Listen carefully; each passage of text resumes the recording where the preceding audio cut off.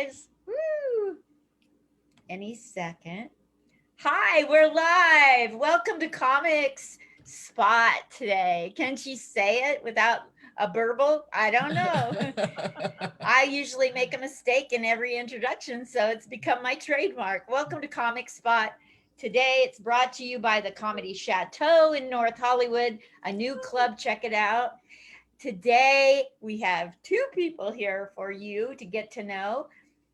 First of all, I have a co-interviewer, the amazing Jenelle Van de Mortel.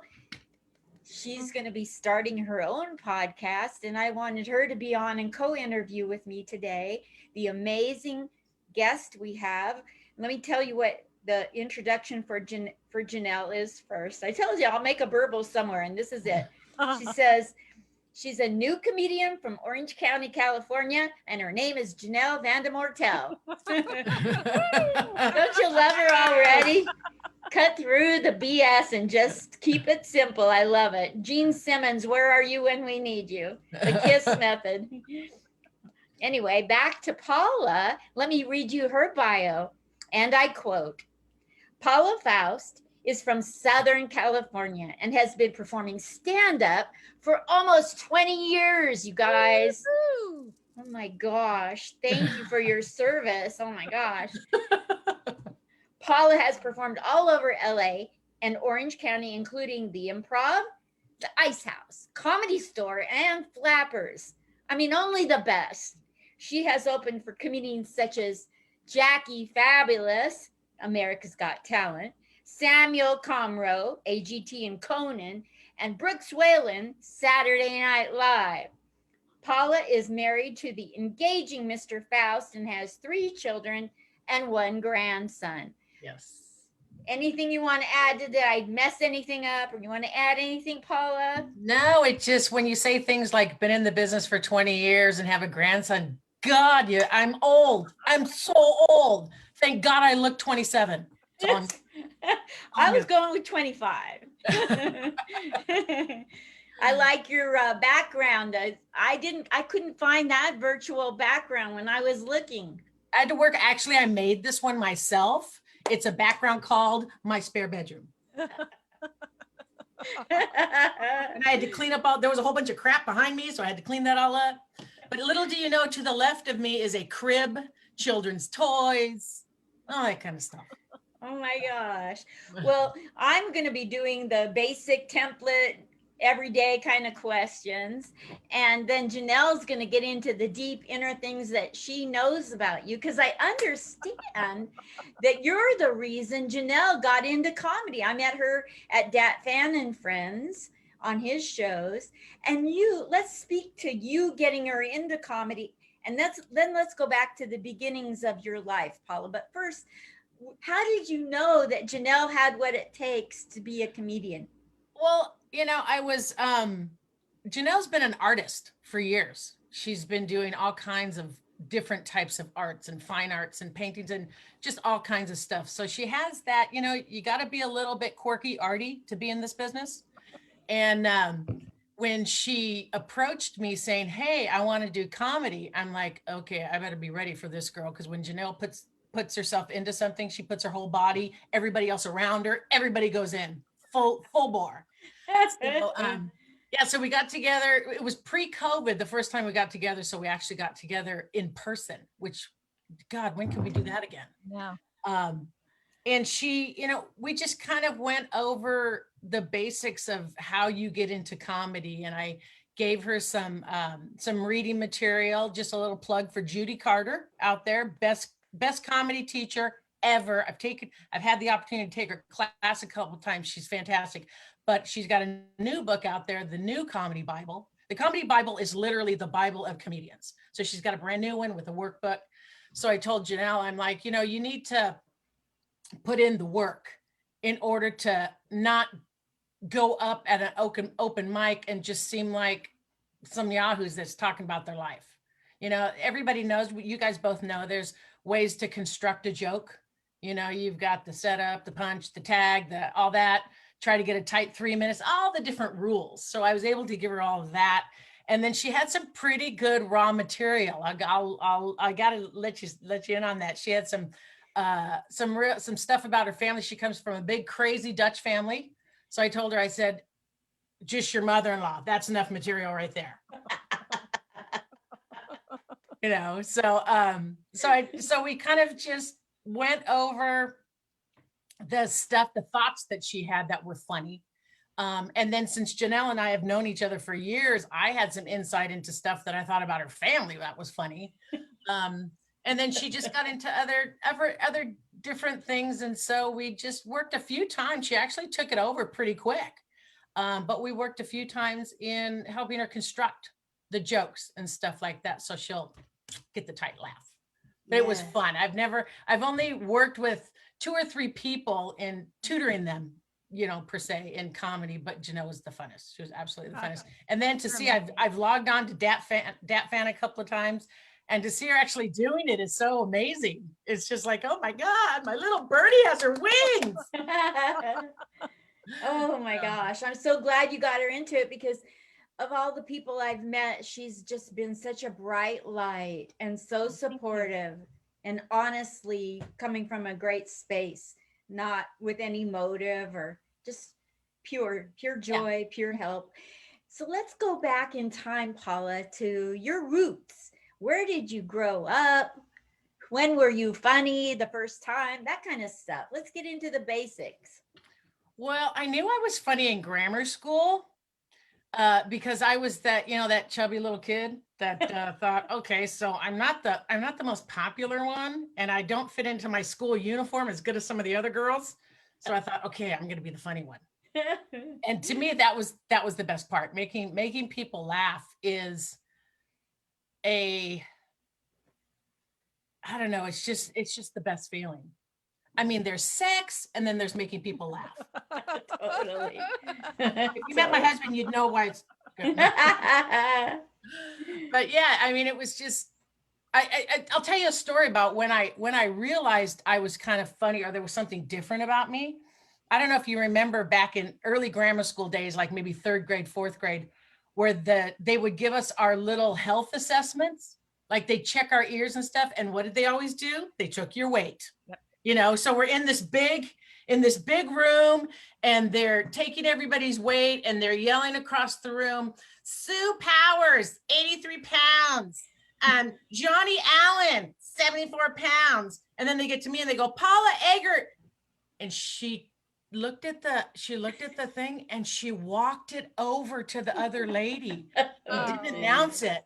So of course, what did I think? I'm like, oh my God, I'm so special that there's something happening. I think I won the weight contest. I thought to myself, I won it. Oh my God, they're not even announcing my weight. I won it.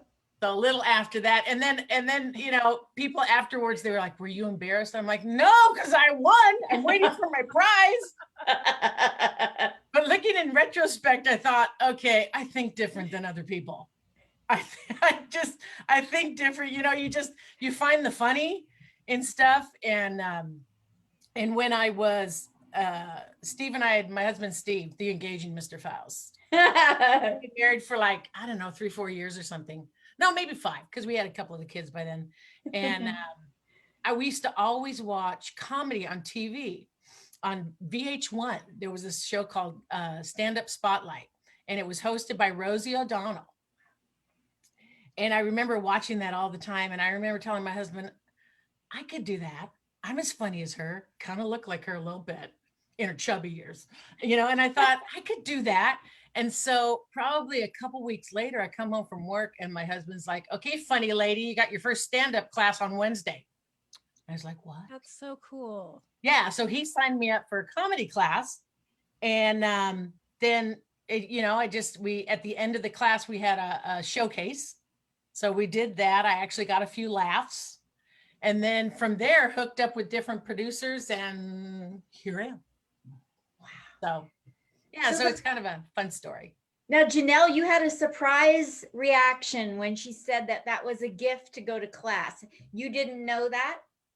No, and what a cool thing for Steve to do, the engaging Mr. Faust, just to recognize that you were funny and to like make your dream start happening, to give you the opportunity to do that. I just think is a wonderful thing for a husband to do. Either that or he wanted to get me out of the house. I don't know. But either way, it worked out to my advantage, because when I went out to do comedy, guess who had to stay home with those 3 little demon seeds we call children? Not me. So how scared were you to actually learn comedy and do it? You know, it's interesting because people ask me that all the time. Even now, they're like, are you nervous before you go on? Are you scared before you go on? And I've never been nervous and I've never been scared. I get very anxious. I get anxious to get on stage, and it's like, you got to get that first laugh, get that first laugh, get that first laugh. Because as soon as you get the first laugh, then everything else kind of coasts after that. Even when it bombs, I keep trying to coast. You know, so yeah, I don't really get scared. I'm not one of those types of people that, you know, barfs before every time they go out, or, you know, things like that. I want to do it so bad, you know, and all these years I've had 3 kids, and to me, it was like, I just want to get out of the house so bad. So yeah. So when you go on stage, I like asking this of people who are actually legends and have, you know, accomplished things over years.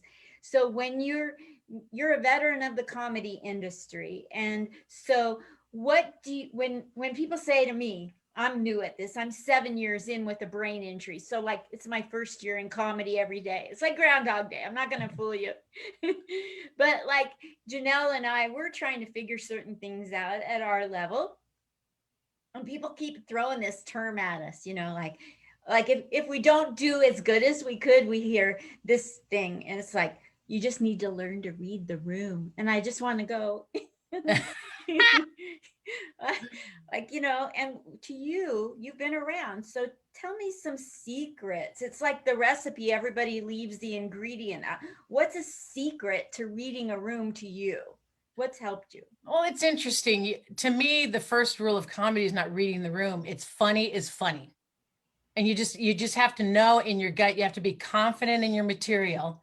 You got to go out and deliver your material and keep the momentum going.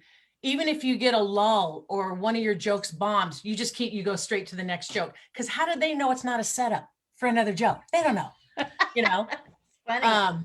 But reading the room, that's pretty, and it's important, but you don't want to get yourself in a position where you're putting all of the work on the audience, you know, because I've gotten off stage and the comedians will be like, you know, this is just a really mellow room. It's just, you know, and they're putting everything on the audience. Well, you got to remember that audience specifically came to a place to laugh.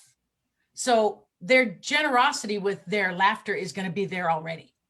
So it's up to the comedian to make sure that you're delivering. The biggest thing is high energy. You always have to be high energy. Even your deadpan comedians like Stephen Wright and those types of people, you still have to have the same energy, and the audience feeds off that energy. Now, one thing that's important to reading a room is if you're hosting.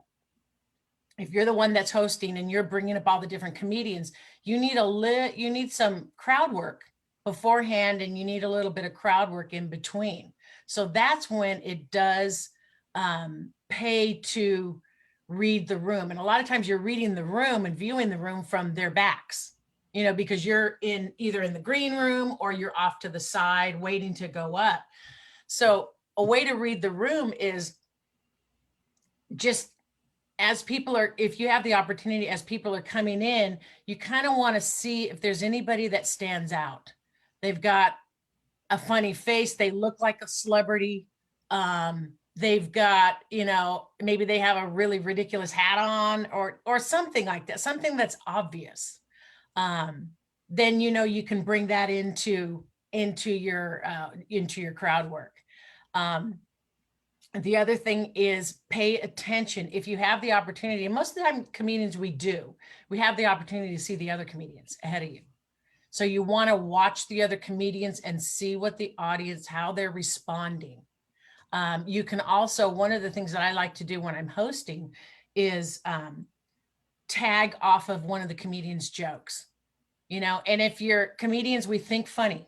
We just think funny. We see somebody fall off a curb and we're already writing the jokes as to how that person fell and what the hell's wrong with them. Why did they fall? We're not the first ones to run out and go, are you okay? I don't know if that's good or bad, but that's how we think, you know? So a lot of times I will try to do an easy tag off of somebody's joke, and it has to be a big joke for them, not a little thing, but a big joke for them. Or the other thing you can do in reading the room, you can also read the other comics. Now there's an unwritten rule that you don't make fun of another comic. You don't bring their material down. You know, we're very kumbaya when it comes to comics. And so you don't want to go in and by any means poke fun at that comic or something that's obvious about them or something like that. But tagging off of the material, that usually gets, if you could do that at the beginning, that gets a great laugh.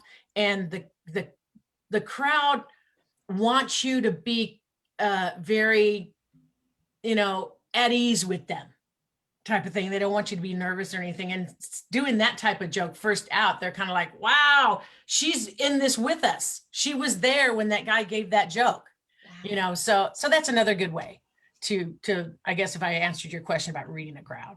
Yeah, absolutely. Thank you so much. So your first time that you went to this comedy class that your husband paid for, and then you say you weren't nervous and you don't experience that anxious to get up there. So the first time that you did it, how did your first set go at the graduation show? It went really well. And part of that is because, you know, you stack the audience with it. Usually at a showcase, the whole audience is people that the comedians know. So that's the most generous laughter you're ever going to get. And I always tell comics, you know, you got to have your first 3 to 5 minutes tight, and you have to do it at a bunch of different places to make sure that you're grabbing everything you can out of that particular comedy chunk. So of course, I have a huge family.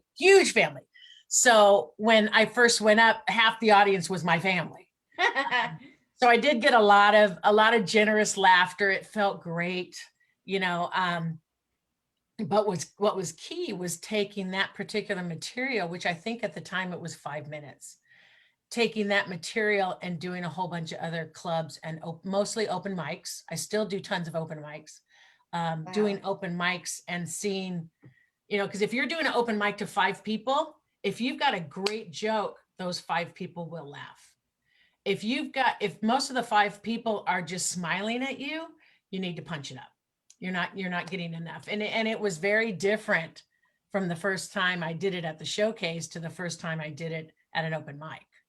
You know, it was kind of like, okay, so maybe there was a lot more generous laughter. So I've got to make sure that it just helps you tighten your routine, you know. I'm always amazed. I don't know about you, Jenelle, but I'm always amazed when comedians who are veterans are willing to go to open mics still. Aren't you? Yeah. The humility, you know, like that, just stuff like this almost makes me want to cry that you put in 20 years and it's not above you to go to open mics. Oh, well, you know, you can't develop any new material unless you start going to open mics, you know, and you want to go to open mics, you want to go to small venues, that type of stuff. And, you know, I learned from the best. I learned from Judy Carter. I also learned from David Arnold. He's a fantastic comedy teacher, great comedian, great comedy writer. He works for, I can't remember what show he's working on right now. Oh, he's going to kill me. But one of the things that he said is you develop 3 minutes whenever you're developing a new joke. You go up there, and he finds it very interesting to just tell the story. You tell the story of whatever that joke is that you're trying to develop. And you do this at an open mic. You tell the story and you see where the laughs drop. Where are you getting laughs? Always tape yourself. I told Jenelle that a million times, always tape yourself. But you see where the laughs drop, and then that helps you develop your jokes And then that turns into a comedy chunk. And it can take, for me, it can take 6 months to really hone in on a joke where I can say, okay, this is now part of my A material, where everything else was B and C. Once I've honed a joke, and it will hit every time, no matter if there's just comedians in the audience, 2 people at an open mic, or, a room of 300. That's basically how I work my material. I love that. So the open mics are key, absolutely key. So people that aren't going to the open mics because they think they are in the business long enough and it's beneath them are actually doing themselves a disservice. Oh yeah. Oh yeah. You could, like if you watch Jerry Seinfeld's, it was the special, this last one he did was, he just recently did one in the last year, but he had one, I think 3 or 4 years before that. And it was where he threw out all his material that he'd been doing for 25 years. He threw all that material out and he developed a whole new act. And he went to, I don't know if he went to open mics, but he went to all small clubs to do it. And most of the time he was just showing up. He wasn't on the bill at all. And he was just showing up, and he was there trying that material. And I think it took him, I don't know, a year maybe or something to get that new act down. So when you first started, you did well at your graduation show, and then you started going to open mics. What do you credit getting to the point where you're at now, lasting in this crazy business that's not necessarily female dominated? Correct. And lasting, and pictures with Jay Leno and the likes. That was fun. We want to get that story later, Paula. Just so okay, we'll get to that story later. But I think that what keeps you going is, and this kind of goes into the Jay Leno thing, what I learned from him is you have your A material, and you always keep your A material. You don't, one of the things that new comics will do is they'll say, I've been doing the same material and the same people are coming to see me, and so I've got to do new material. No, you don't. Because remember, when you go to see a singer, you want them to play their greatest hits. Yeah. You don't want all these new songs. You're bored. You're like, this isn't, Steely Dan, like I know him. Well, I really dated myself with Steely Dan. No, you didn't. But you two knew who Steely Dan was. But what you want to do is you want to have your A material, and then you want to always be writing your B material. And so, if you can, you always want to be delivering that A material and then putting a B piece or a C piece in the middle of your A after you've worked it on an open mic for a long time, but putting that in the middle of your A material and seeing how it falls. But, in the words of Jay Leno, he says that he might work in a B joke once a year. Wow. Into his A material, and this is one of the best comedians walking the planet, so that was one of the early things that I learned, is continue to do your A material.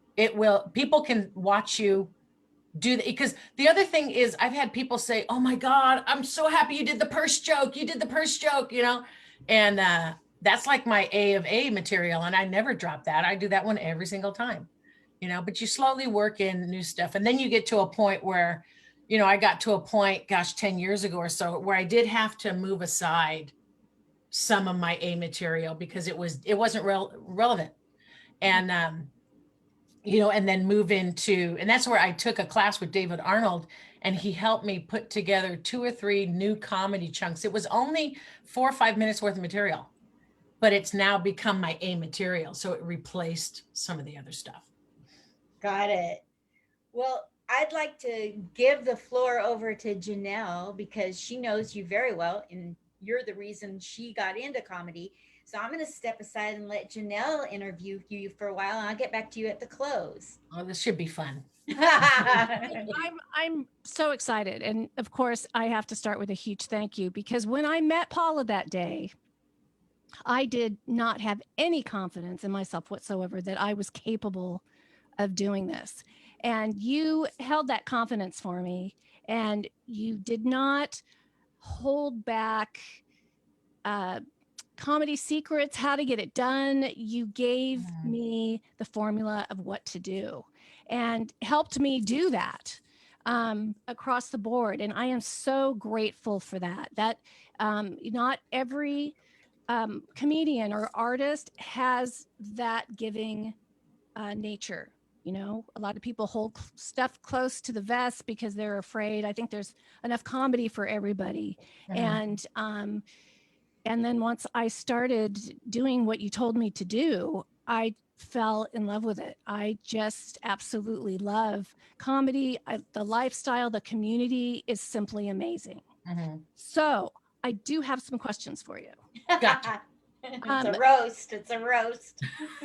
So I think what people don't know about you that I think is so key and so brilliant and so important. And if you would share with us, you built a very successful comedy career while you were still working full time and had a family. You were in Laguna Beach. What was your title? Deputy Director of Public Works. Yeah, so this wasn't just like this is a career job, 3 kids, and you developed a comedy career. Can you share how you did that? Well, the only way I was able to do that is because of the engaging Mr. Faust. I gotta give credit where credit is due. Because he never, anytime I would say, honey, I'm gonna, I gotta go to Burbank tonight. I gotta go, he was always watching the kids. That was the biggest thing. Some comedians, female comedians, especially those that are single moms, it is really hard to do this because everything is in the evening and on weekends, everything. So, my hat's off to my husband because that was the one thing he always made sure that he was taking care of the kids until the kids got old enough that they had to come see their mother for me.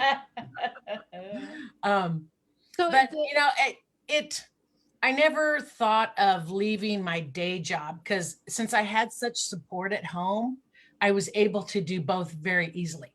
It wasn't that much of a stretch.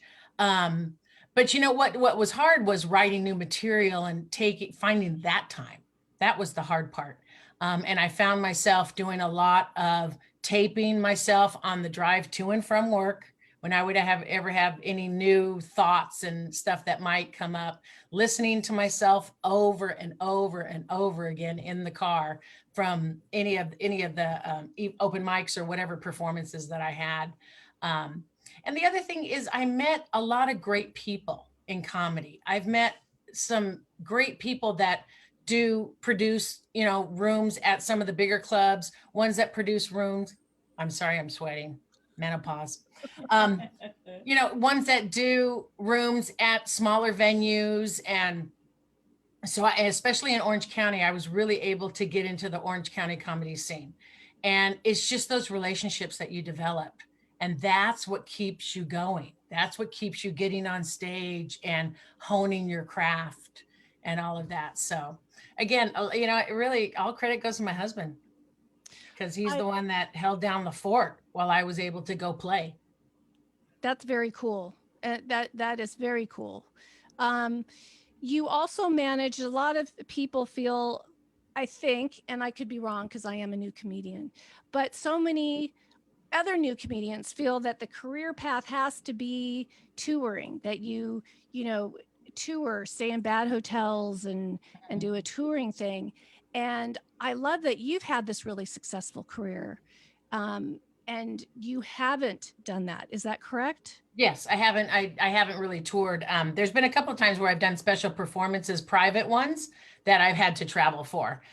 But I made the conscious decision to not go that next step where I wanted to be headliner in a stadium. And a lot of times the next step for comedians is to get a TV show, that type of thing. But I had kids, Right. I had kids. I had consciously chosen to keep my day job. And so I made a conscious decision to basically just do clubs that were within driving distance. And, I paid a little bit of a price because I'm not one of those I'm not a headlining comic right now. I mean, I'm headlining in certain venues, but I wouldn't be called a headlining comic. I'd be called more of a feature comic. So you do pay a little bit of a price. If I was doing comedy full time, I probably would have taken the next step where typically what you get into is the college circuit.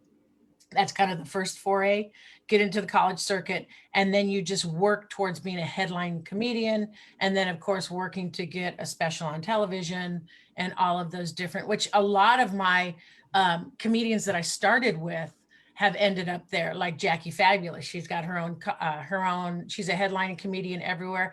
Her and I performed together numerous times when she first started out, when we both first started out. Her and Ada Rodriguez and Samuel J. Comroe, who almost won America's Got Talent. You know, these are a lot of my contemporaries that I performed with growing up in comedy, and they took the next step into going to be a to being a headline comedian. They took the next step and were very successful in that. So I really love though that you took a different path that worked for your life and you're successful, you know? still doing it. There's not just one way to get this done. Is Right. that and I'm really thankful to you for showing us that, quite frankly. You. You know, there's a way to have a family and a career and still do comedy. Well, the best part of having a family while you're doing comedy is that you get all your material from your family. Especially if your family's anything like mine. Okay, so my next question for you is we need to hear the Jay Leno story because I was showing Mike, Mike is my husband. His brother is married to your sister. Yes. So Mike right away is like, she's in his auto garage. And then the next picture, he's like, oh my God, she's in his kitchen. So, you know, you're pretty comfortable with Jay. And can you share how that came about?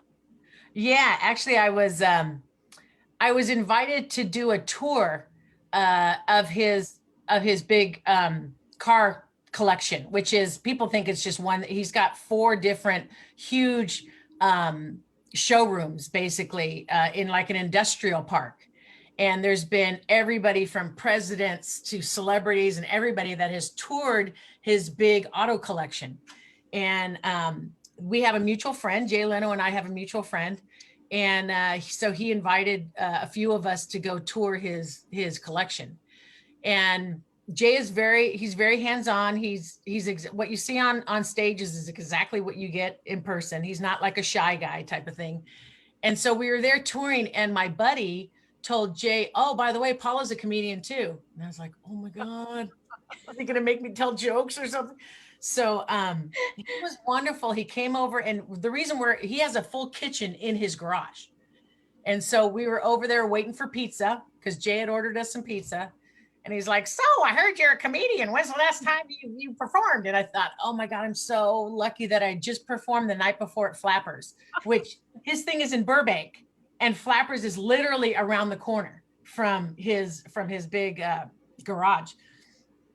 And so I'm telling him some of the material and stuff that I did. And he spent about, I'd say, half an hour with me just going over comedy. And the biggest impression that he made on me was 2 things. One, he says, don't be a female comedian just talking to females because you've lost half your audience. He says, be a comic, be a comic, be a comic, be a comic. And he said, funny is funny, no matter who you are, no matter what race, no matter what gender, whatever, funny is funny and comedy is comedy. So that made a big impression on me because I perform with a lot of females. And I like that because we still are very much in the second place in the comedy world. There's not enough places for us female comedians. And so I do, I pair up a lot with Julie Kidd in OC. She's got the Orange County's Funniest Females. I was able to be a Funniest Female one time, or a couple times with them. And so the other thing that Jay said was always be working on your A material. He said, don't think you have to throw in new jokes all the time. You don't. people that come to see you, if they know about you, they want to hear your A material. They want to laugh again. So he said, you're lucky if you pull any of your B or C material into your A material once a year. He says, if you can, within a year's time, if you can pull a B joke up, he said, that's great. He says, but always be delivering and working on your A material. So that's why, like I was telling Jenelle, always take your phone up there and tape yourself, because sometimes your A material won't get, a lot of times my A material is like, okay, they're just smiling. They're not laughing. What, this joke killed for 300 people, the night before, and these 5 people aren't laughing. So you always have to you have to play that back. And Jay agreed to always tape yourself. He said, you have to play that back and see, was it your energy that didn't get the joke? Did you deliver the joke differently? Did you do certain emphasis that you didn't do the night before? Did you do an act out? Does it call for an act out as opposed to just delivering the punchline? Did you pause here and not pause there the night before? That type of thing. So, I became, when he told me that, I became very, very comfortable in delivering my A material all the time. I appreciate your saying that, because as a new comedian who, especially on Zoom shows, people have heard my A material a lot. Mhm. And so at times I have felt self-conscious about doing the same things. However, what you've just shared is what makes the difference, is really honing those little details, honing the pause, Yeah. honing the word, a particular word in a particular place. Right. And that makes so much sense. Mm-hmm. Yeah. And the other thing is, like, you can figure out when you're working your A material all the time, a lot of times it's just exchanging a one word for a funnier word. Like, you could be saying breasts or boobies, but sometimes titties, it's a funnier word, so you want to, does that work better right here? Is it better to do a pause and do some sort of body movement that might break out? Like, I do this one joke about this purse, and I noticed that when I was delivering the main punchline, I would lean back. I'm going out of frame right now, but I would lean back at this one particular point, and it gets this huge laugh just because I'm emphasizing what the punchline was, and just that leaning back. I also do this other joke where I talk about, you're fat when. There's all these moments in life when you're fat when. And one of them is, you're fat when you're trying to get into a pool or trying to get out of a pool without using the ladder. And I talk about how, there's you've seen these people that I'll call Olympians that can swim to the side of the pool, and in one swift move, they can throw their leg up and they're just walking around. Not me. I swim to the side of the pool. I hoist myself up. I get about waist deep out of the water, and then I got to do one of those, take your foot and do a whale fin-like kick to propel myself out of the water, which I actually do. So then I'm just laying on the concrete. I can turn myself around and get myself up, and I'm walking away. It's very much a Free Willy moment for me. Okay. But that particular joke, I remember the first time that I did that joke, and it would be so much better if you saw my full body to do this joke. But the first time I did that joke, I didn't do as much act out with it. And so it hit in different places. But when I started to do the act out, and it's a big body act out, this particular one, and sometimes I'll take it to the extreme where I'll actually lay on the stage. And so this particular joke, when I actually do the full act out, it slays every time. And there I am, having my Free Willy moment with my bathing suit up my butt, that kind of thing. That's awesome. So even if you're really funny, even if you have your A material, there's going to be that one gig that stands out in your mind as, Wow, that silence was really, really, really, really long. Mhm. Have you had one of those? And One, one. My worst show I ever did was in a bar in Lakewood, here in Lakewood, a bar in Lakewood.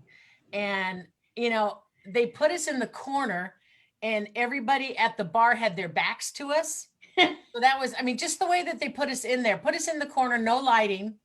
And I was trying to get them to turn around at least. I mean, God help me if I got any laughs from these people, but at least turn around and see my face, yeah, you know.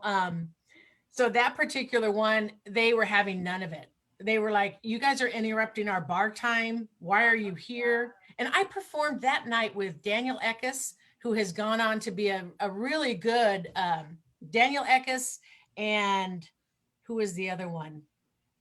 I can't remember his name. It wasn't Jason Cheney. It was another guy. Anyways, I can't remember, but both of them have gone on huge, and we were all just trying to get them to turn around and maybe laugh, type of thing. So that particular night, I delivered. I probably got maybe one little. That was about as much laughter as I got that night, and I even got one. I even had them. It was the quintessential bar show. I had I had guys, you know, saying, "Show us your titties." I'm oh like, my really? God. This is 2015, and this is happening. Happens. And I was like, seriously, you don't want to see him, okay? This is a 58-year-old body, for crying out loud. But yeah, it was literally like, think of a sitcom where they do the worst comedy show in the world, and this was the worst comedy show in the world. But the thing I learned from that, I taped myself. But the thing I learned from that is you have to keep high energy. You have to power through your material. Don't stop and say, you know, tap the mic. Is this on? Is this on? Or, oh, I guess you guys didn't get it. Or, you know, those lame jokes that comedians do when they don't Yes. get a laugh. My thing is never recognize a bomb. Don't be on stage and say something that recognizes that you just bombed. Because, so like I said, sometimes they think it's a setup for another joke. They don't know. And sometimes if you've got a tag in your head, throw the tag out. They might think it's the punchline. They don't know if they've never seen you. But if you power through, if you let them, you know, like the quintessential, don't let them see you sweat. Right. If you let them see that you're nervous, then the crowd becomes nervous for you, and it's nervous laughter. And that's the worst place to be. So the thing is, power through your material, stay high energy and just power through. But that was the worst night of comedy for me. How are you finding within, I would say, the last 3 or 4 years, being politically correct, not offending anybody, has become a huge part of how we can do comedy, I think. Right. And so I just wondered how you are, if that affects your writing, if it has affected old stuff that you used to do. And then if you could lead into, because it's so important, I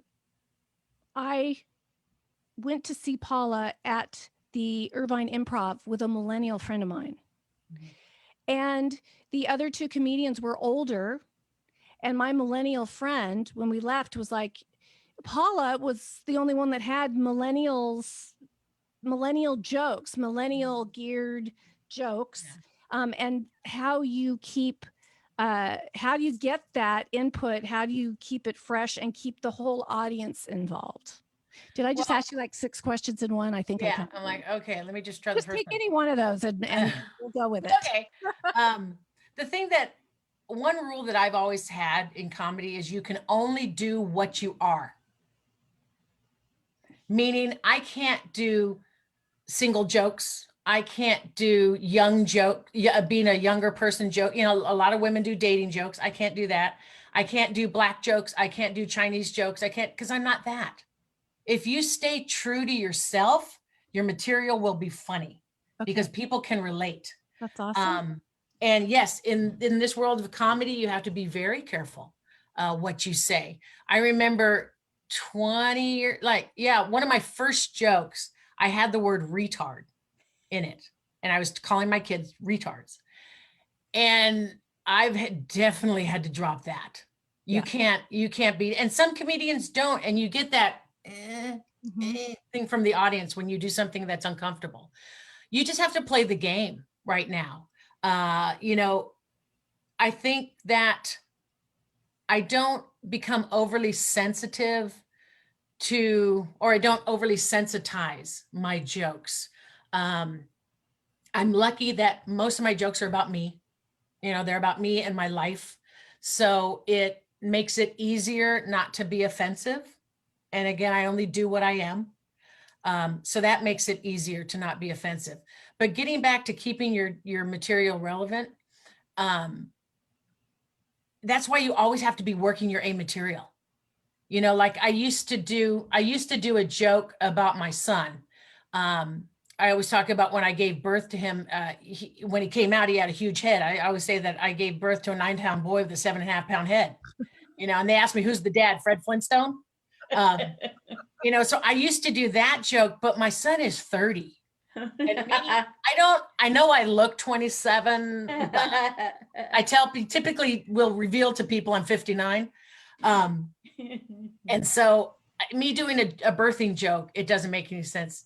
Now, I was very lucky that my grandson, Vinny, was born with a massive head. Okay. Massive. He's a year and a half old and he's wearing like little boys' baseball caps. Massive head. So I thought that worked so well. I thanked my son. I said that works so well for my comedy routine because now I just turn it into my grandson, you know. But that's just one way of keeping it relevant. Sometimes you can't, I don't do any political material, so I don't have to worry about that staying relevant. Right. But, you know, sometimes you just have to twist things a little bit to keep that joke. But sometimes you have to throw the whole joke out. You know, if it's too, um, if it might be viewed too political, or if it just might make the audience uncomfortable. You know, I'm not going to go up there and do a bunch of jokes about lesbians or transgender or stuff like that because that's not me. Right. And to me, I think it would be offensive to people, transgenders or you know, LGBTQ. You know, I don't want to be offensive to them because that's not my world. You know, like I said, you only can do what you are, type of thing. Um, that being said, I do have one joke where I talk about how my friend, it was probably 25 years ago, and she was living over in Jersey and she finally came out. She's lesbian. And at the time, she wrote us all letters. This was before email. She wrote us all a letter. And in the letter that she said to me, it said, "Paula, I just wanted to let you know I'm gay, but don't worry, at no time was I ever attracted to you."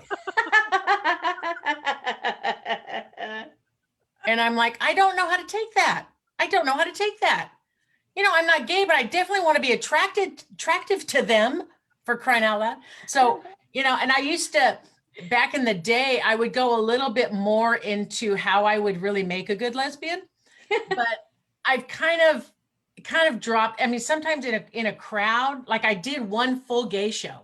So I was able to throw that in there and I tagged with some different things about me being inclusive with them.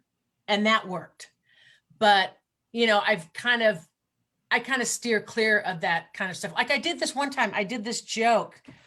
It was right when it was a dog benefit for canine something, something. And I went out and I did this joke. It was right when Bruce Jenner had transitioned over to Caitlyn Jenner. And I did this joke. I said, you know, the hard part about that is when when his daughters are getting married, is he going to walk them down the aisle or be their maid of honor? And little did I know that most dog people, I was explained to that night, are very LGBTQ sensitive. So the joke bombed, just bombed. And I was kind of like, I didn't think, I'd run it by the comedians before because I wanted to open with something relevant. And I ran it by the comedians before and they laughed. But then when I got off stage, I was talking to the host and I said, what did I do something wrong? Because it really bombed silence. And she said, yeah, they're very sensitive to LGBTQ issues and things. Dog people. Didn't know. So that's one time you want to read your room. If you're doing a benefit or something like that, or like doing, a joke, doing a routine at, say, the Elks Club or something like that, you do want to do a little bit of research and find out about, you definitely want to find out about the organization so that you're not doing things that would make the crowd a little bit, What is, now that we're finally getting close to being vaccinated, will you be back at the Irvine Improv? What's in your purview for the future? I will be back at anywhere that they want to put me on the show. Anywhere. I will even do that lame bar in Lakewood. I'll do that again. No, I haven't done much of the Zoom things up to this point. Actually, part of it is I'd like to leave room for the comedians that are not making a living right now. Our industry has just been gutted, completely gutted. And so, a lot of times I haven't really been going after the producers and stuff of those shows because I'm thinking all these people that are full-time comics, they need that space. I don't really need that space right now. But when we get back to performing in clubs and stuff, I'll reconnect with my different producer friends and people at the clubs and stuff like that, because I want to get it back on stage so bad. And I've got some, hopefully, I've got a little bit of new material that I'm kind of working on and stuff. And I'd love to do some open mics. I'm looking forward to the crowds that we're going to get at the different places. Cause I think even open mics and stuff, I think people are going to be seeking those out because people are going to want to go out. Oh my gosh. Yes, absolutely. And laugh. Yeah. And I heard that you just did, I saw Mike, I was running the other day and I saw her husband, Mike, on the street. And he said that, and I'd known it, that you did your first routine in front of a live audience. So how did that go? I did my first routine at the Fourth Wall in Burbank, and it was in a tent. It was sanitized, so everyone was wearing a mask, gloves, the whole bit, and it was incredible. Totally different than Zoom, isn't it? Yeah, totally different than Zoom. Yeah. And I feel like I have a ton to learn, but the energy, just being on a stage with a mic, was absolutely an incredible experience. And well, yeah, good for you. Fully addicted. What was the joke that got your biggest laugh? I think you've heard the joke. My husband, during the second toilet paper shortage, did not want to go through that again. And so he told me he was going to install a bidet. And what he actually installed was a bidet accessory, which is a dial and pretty much a fire hose with a vendetta. It's very effective, but the biggest laugh is when I said, "This can take barnacles off a boat." So it was really fun. And of course, what really took me back, I was taken aback because I don't use notes or anything during my Zoom shows. And so I thought that my brain would work the same way on this live show. And halfway through, total blank, just nothing coming up. And so I just had to start, saying stuff like, wow, if I don't get to I'm getting to my next joke so slowly, we're going to start going back in time here and just kind of trying to recover. And afterwards, what was really nice is a couple people said that part that you did when you forgot your joke, what you were saying was really funny. I also think that those moments tend to be really funny because they're so genuine. It's true. There's been, I had for a while during my career, there was a few years there where I was tripping myself up. Number one, you get too much into your head.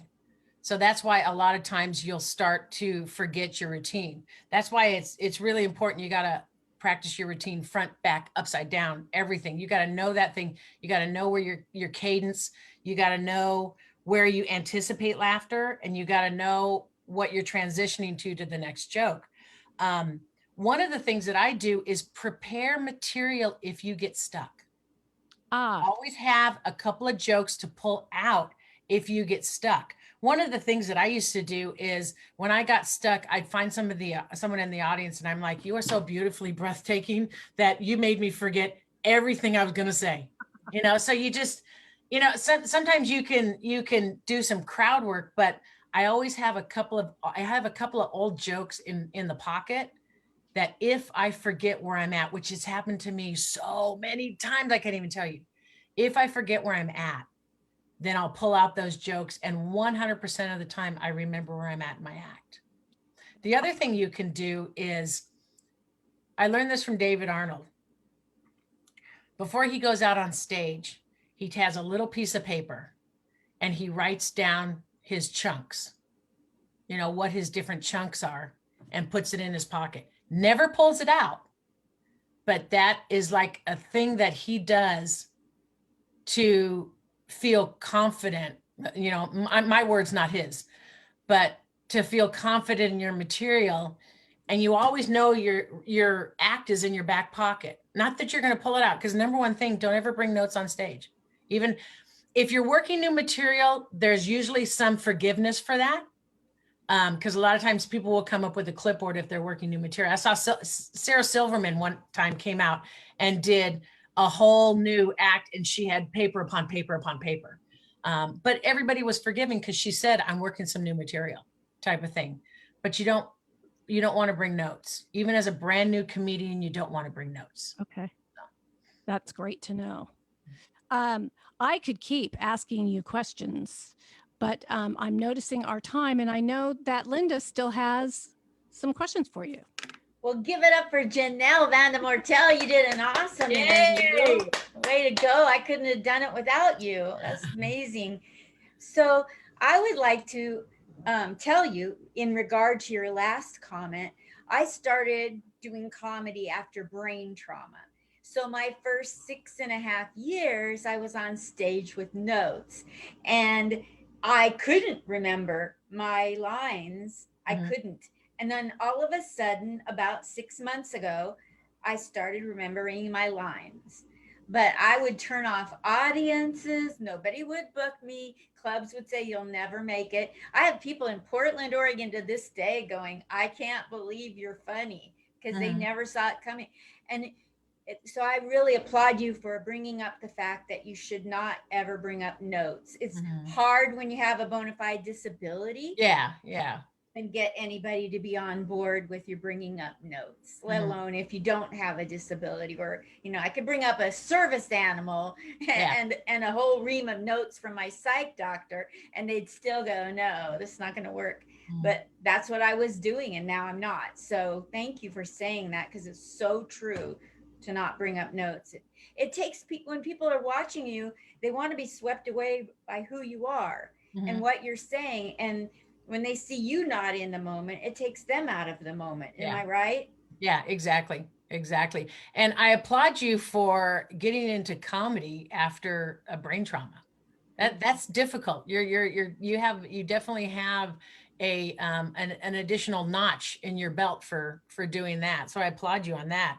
And it's interesting that you talk about bringing up notes in the beginning, and part of it was due to your recall. I had a comedian friend that had, I'm trying to remember, she had something, I don't know if it was like severe anxiety, or she had something. And so she brought up a note with her, and she explained to the audience that she made a joke out of it, saying, hey, this, and this, and this, and this is why I have this note. So if I blankly look at you and stare and stuff, this is the reason why. But I have a question for you. Do you do material about your brain trauma?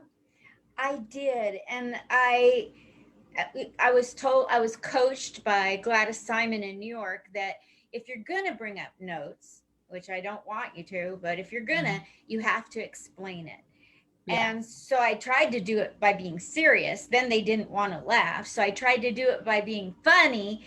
And it's like pushing a rope up a hill, like, Oh, I'm so glad you spent $50 for a babysitter and came out to dinner and 2 drinks, to hear me talk about how difficult this is. And then you try to get them to laugh. It's like, so I just got Yeah. to the point where I have a ton of brain injury jokes Mhm. that are funny, but like when you start with it, maybe at the end, like if you've enjoyed this, I really appreciate it because you have no idea. Like on Dat Fans, I've talked about it at the end, having Mhm. to do with the military, how I came out unscathed to come back to America to get fucked, and stuff like that. But at the beginning, you lose your audience. I'd loved it. I can't pull it off. I've tried and it doesn't There's, work. there's this one comedian. God, I feel so bad that these comedians' names are skipping. Josh Blue. With his No, hang- Mario Heroes. Okay. And he's a newer comedian. He's been in the business, I think, just a few years, but I believe he had brain cancer. And he does a huge chunk of his routine on having brain cancer.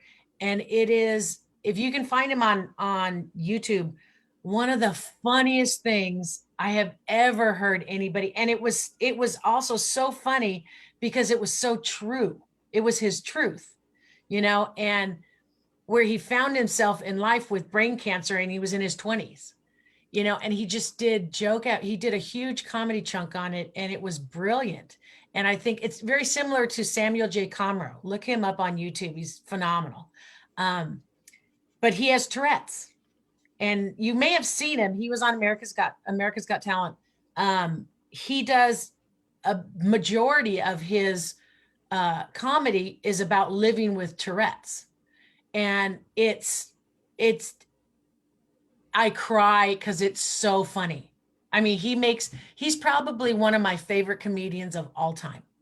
And so much of it is about his Tourette's, and it's just, you got to watch it. It's phenomenal. And the thing is that he doesn't, his Tourette's is mainly tics. He doesn't tick a lot during his routine, but he talks about what it was like to be a child growing up with Tourette's, and so much of, dating with Tourette's and all this different stuff. And it's phenomenal. He's a phenomenal comedian, phenomenal. Just like Drew Lynch. Drew Lynch had a major brain injury. He was on America's Got Talent, and so he stutters. He stutters quite a bit, and he does stutter through his routine, but he talks about his brain injury and all of that, and incorporates it. And it's kind of like the brain injury is a thread through some different jokes and stuff. And he's very, very talented, very popular, very talented. So I would encourage you to maybe take another look at that because it's so unique. And it's unique when somebody has come out of it and you come out of it to be a comedian. So that in itself, to me, it marries really well, to a comedy chunk. And it's so true because it's your truth, that I think a lot of times sometimes if you do the obvious, you can make it really funny. The other Okay. thing that I think is Just my 2 so cents. wonderful about that, the comedians that you mentioned, Paula and Linda, your situation is by doing the comedy about it, one, it makes people understand what people with brain injuries, what they go through, whereas otherwise we don't have an idea of that. And also for people with brain injuries, you show them what's possible. You're amazing. Yeah, that is a whole nother aspect of it too. Yeah. It's been really a really rough road trying to get to this point. I wouldn't trade it for all the tea in China or anything from China right now. But so like I think it might be funny to say how difficult it has been. And like I'm like a little with my brain, I'm a little bit like Mrs. Magoo. Like they told me to get to the punchlines faster, hurry up, get to. Well, actually, what they said was to stay off the premises. So I never went back. I kept getting things mixed up, like go through all the things I read wrong because of the wiring is different, Yeah. So I don't know. That could be fun, but I'll look into that. Thank you for that. Sure. So, in regards to the ending of this period of time that I don't want to end with Jenelle, It's been very fun. Very Oh my fun. gosh. It's like girl club here. So, what would you like to see come out of your life better off? How would you like the pandemic to have affected you to be a better human or a better comic, a better mother, a better wife? How's that happened already, or what else would you like to have happen? Well, I mean, I don't know if I mentioned it, but I retired just a little while ago, but I retired right at the beginning of the pandemic. So I felt like the whole world retired with me. Um, and I'd like to enjoy my retirement without, everybody here all the time. And my husband's been working from home, and I swear I serve him papers every afternoon at 4:00 because we are too much in each other's business. It's like too much Paula, too much Steve, not good. So I just want things to get back to the new normal. Obviously, it's going to be a new normal, but I just want the opportunity to be on stage at a club again. I do have a little bit of new material that, I've been working on, obviously, because we have so much time. So I'd like to see how that falls. I don't have any COVID material or anything like that because I'm like, sounds political. But I just would like to, I always planned that comedy would be such a bigger part of my retirement because I have so much more time available and my kids are grown. So I do have time to travel and things like that. So I would just like to kind of look to see what the next season is like for me in comedy. It's amazing. I thank you so much for coming. I'm so glad to meet you. Thanks for being here. Janelle, you did an amazing job. Oh, thank you for having me. And you're going to start a podcast. Do you want to tell people about your upcoming embarking on a podcast? I am creating a podcast, and I hope to release it in the next few months. And it's really about reinventing your life. Getting those first 5 minutes of comedy, which is there's so much more involved than just going up and grabbing a mic and talking.